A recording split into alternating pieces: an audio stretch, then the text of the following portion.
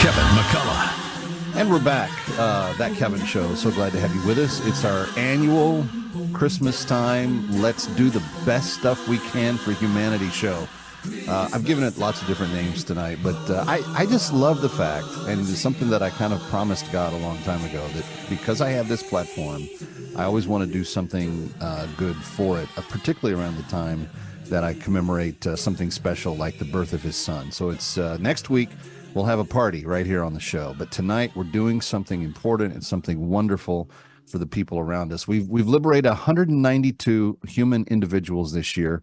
There are 16 additional names that got added to the list, and that's why I'm entreating you tonight, friend, to call the number 888-342-1010, 888-342-1010, or go to bringherhome.org, bringherhome.org. Who are the hers that we're bringing home?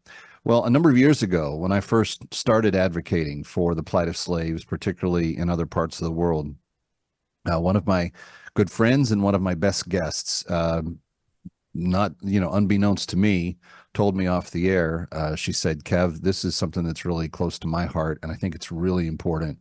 And she basically said, please don't stop doing what you're doing. And I am very privileged to have her join us now. Kelsey Bolar is a contributor and a senior strategist for the Independent Women's Forum.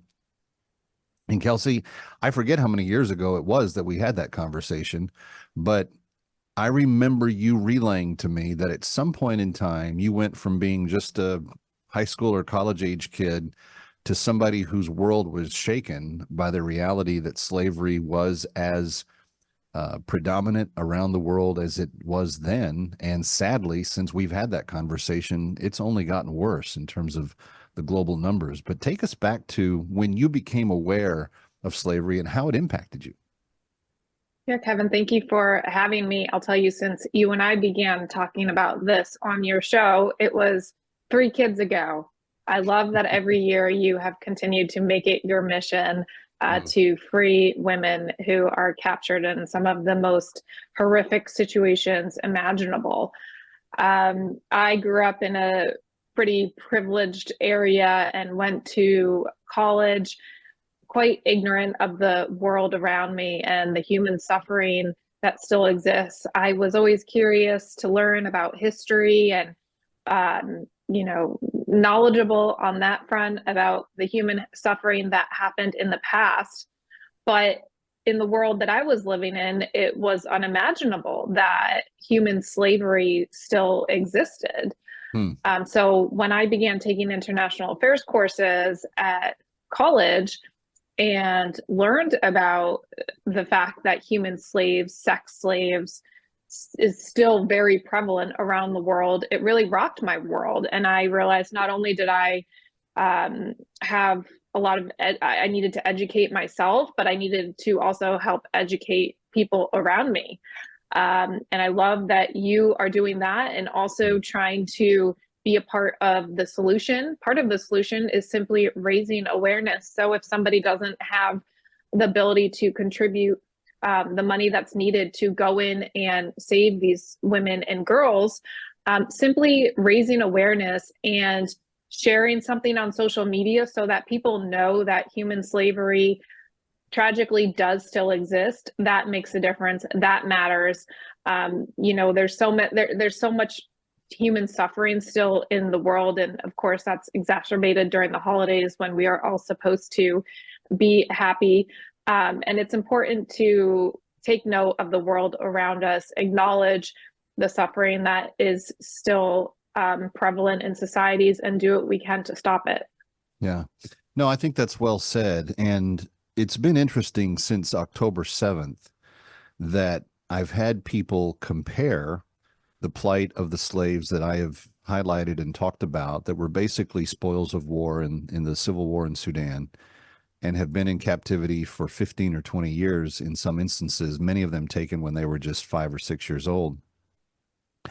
And side by side, understand that the kind of treatment that Hamas applied to those captives that they took on October 7th is the same treatment that the Arabs of the north of Sudan practiced against the Christians of the south of Sudan took these women, brutally raped, beat, subjected them to all kinds of abuse, and then made them slaves, where they have continued to be sexually, ritualistically, verbally, physically, in every fashion that people can understand, abused. And it's actually, I think, a good understanding, a good picture for people to understand that these women have not been enduring this for 60 plus days, but 15 to 20 years on average. And for us to have a chance to literally bring them home is really something. You mentioned that your three little ones have come along since we started having this conversation. And I believe that's right. In fact, I don't even think you were engaged when we first started talking I was about all not. this. So it's been a while.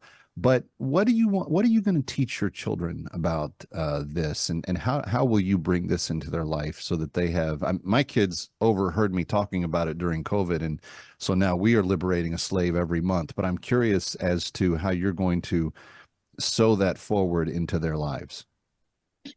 The term privilege comes to mind, and I think the term privilege has been weaponized in American culture in recent years to mean something that it doesn't necessarily apply to in this regard. If you are an American citizen, you are privileged, you are protected, you have legal rights, you have freedom. That doesn't mean you don't suffer in some ways. That doesn't mean you don't at times face injustices, but there's a difference between an injustice and an inequality. And what we're talking about in terms of human slavery, that is an inequality. And so I want my children to be raised to know how privileged they are simply for being born in the United States. Because if you were born in a country like Sudan, there's little stopping something like this from happening, from you becoming a victim of these evil forces around you. So I never want my children to take for granted the fact that they live in the greatest country in the world.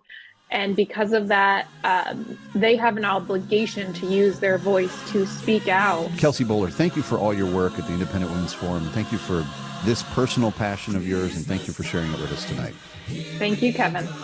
Kevin McCullough coming right back from Times Square. Don't go away.